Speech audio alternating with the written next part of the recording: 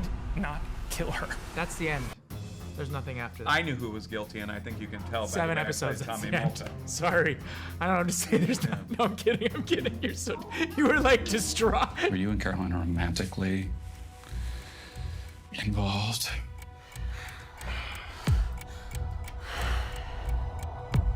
My suspect, because I did not kill her. It was quite a journey. I mean, I've never done anything where I began just the pilot. I didn't know where we would be heading. And that was really interesting as an actor playing a character who's in a position where that character really, I mean, obviously, that is the predicament we are all in, but this one happens to be pretty trying, so to speak. And so it was interesting to learn what happens to him and in the trial and all those things. And so that was a fascinating process, one I've never had, and one you don't have on a film, you know.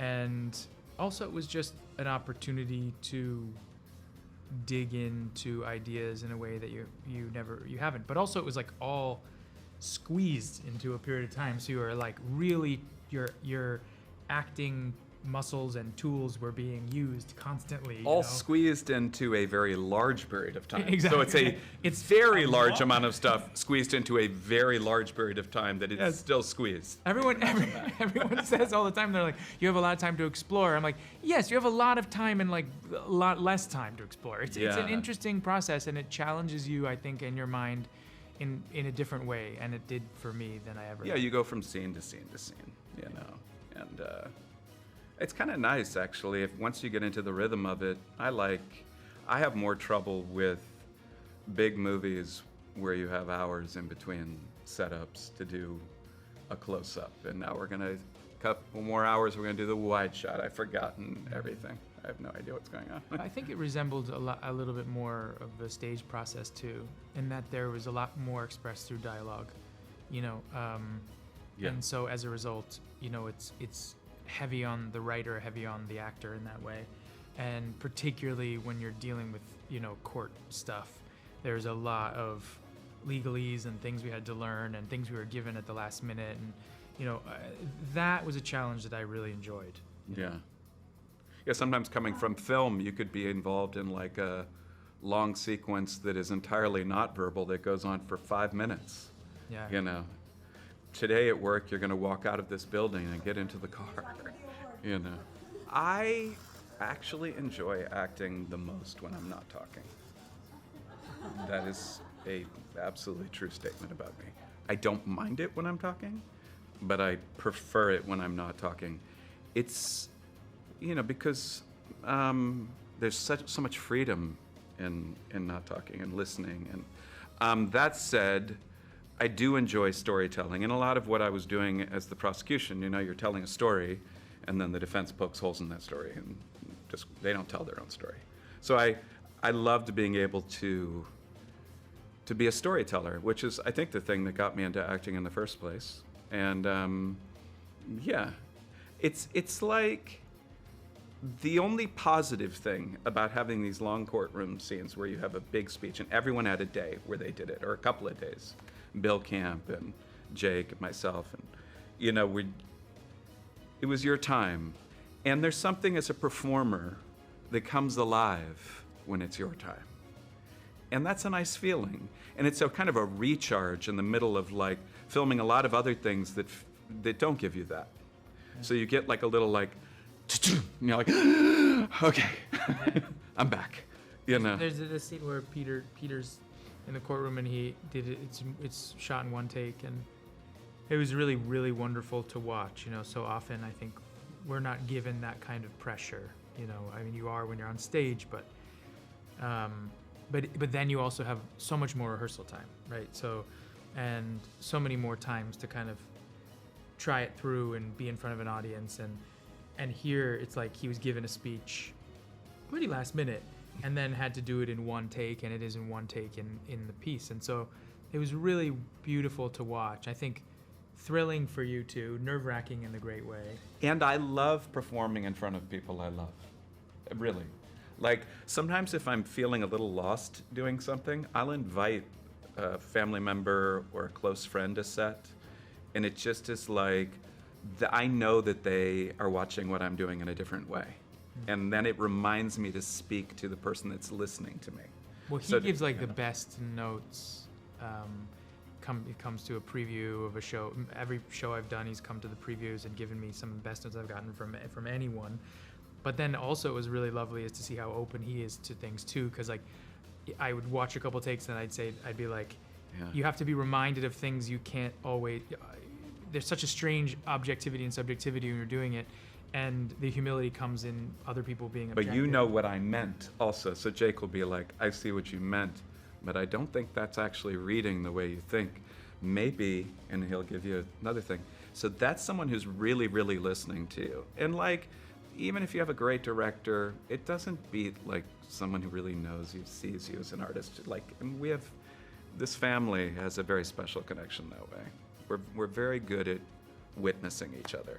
And things too, like you watch somebody embellish because they know that it's something that seems obvious, and then sometimes you just have to remind them, just do the obvious thing because that's the thing that you're like trying to dance, do like a whole dance around it, and it's just like it's fine. Just it's really cool when you did the wave and you walk out of it, but it doesn't look like what you think it is. It's like clothing. You step in front of someone you love and they tell you the truth. You're like, does this make me look weird? And they say, yeah. By the way, you look great today. Oh, thanks. Yeah. We were holding hands through this whole thing. You know how boring that would be.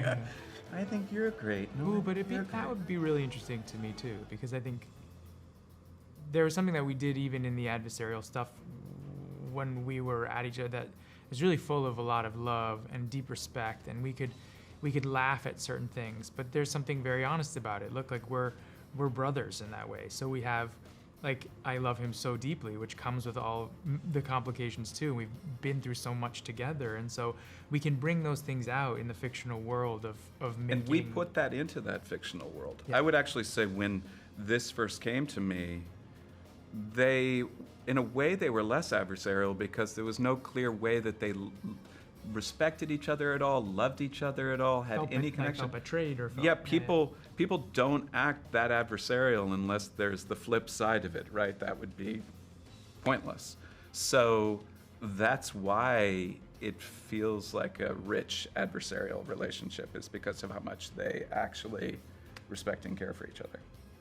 And it's just fun, you know. It's fun acting stuff when you get to like play out. You know, we were in a room like, you know, in our like the fight we had, you know, different fights we have. It's oh, like, the cross-examining him. It's just fun, you know. You're like, and everyone was excited for it too. I think, you know, sort of like, let's see how Peter's gonna, you know, what's he gonna do today? Where were you on the night of the 17th? You know, it's just fun. You know, it's fun and definitely dark, but like we had a laugh session. Yeah. No, I would say it was mostly we laughed together. I like watching you when you're like, when he's like, you know, you move in and out as an actor. Like sometimes you're like really in it, sometimes you're doing it, and I just love sometimes when we were like acting with each other, like acting. It was just funny. It's just like, it's funny. It's just, you know. Yeah. Yeah. Yeah, when you just step for 1 second out and you look at it, you're when like, I like look across the room and he's in the scene, he's like looking at me like, and it's like, okay. I got you. Yeah. Tone it down. Loud and clear. Yeah. No, I wanted to know. I mean, but no, we were. It was being written as it went on, so we were getting them and figuring it out as we went, just as you will as an audience, you know. And so that was very interesting. You know, you're waiting for things like information, you're waiting for verdicts, you're waiting for you're waiting for it in the same way. And that was really, I think you can feel that from all of us throughout the episodes, you know? I wonder if people think it's Tommy Molto because people think of envy as being one of the most destructive forces of them all. Mm-hmm. Maybe. I think the interesting thing about the show is that there is a lot of destructiveness in it, and everyone in their own way has that. Each character has that. Oh my God, yeah. Everyone's out for themselves on some level. I don't know of anyone who's just like, you know, not in some fundamental way. But you're not only looking for the who done it. You're also looking for other connections as to the why, and so it's a. In the end, we did not know, and I think we were all as surprised and as you will be.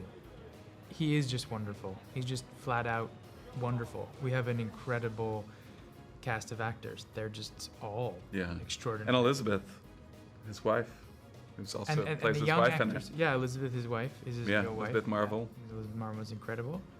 I mean, and the family with Ruth, Kingston, Chase, Kingston and Chase in particular, this was their first thing for both of them. They're both so incredibly talented. And both would come like all the time, even when they weren't working. To watch, just to watch and learn. It was cool. Yeah. I kept going like, oh, why do I have to? I have to. I know. They were like, What are you doing now? Now I'm going to go to craft services. We're cool. We're super talented. Yeah. We don't need. We're okay. We're like, well, listen. Let me. They're like, oh, okay, it's fine. When you're acting, I don't want anyone to run my lines with me. say it again. It's acting. They're like, I'm cool. Our prop master had lightsabers. Oh, and I kicked your ass. Yes, you did. Yeah. Yeah, and it was cut from the final version, but David had written a scene. I jumped per over the JJ, table. per JJ, obviously. Per JJ. that Tommy and Rusty have a lightsaber fight. It felt a little out of place. I mean, it didn't to us. It felt really right. It's better that you just imagine the lightsaber fight instead of have it. It's like a lot of things in film. Like you just said, let them it's imagine figurative. it. Just let it. And we were like, I fought for that for a long time. I thought it should stay in, but no, they cut it I out. think mine was blue and yours was red. Something I don't know what pink. It was like a we had quite a. I had him up against the thing. It was It was good. It was fun. We had that was the most exercise we got the whole.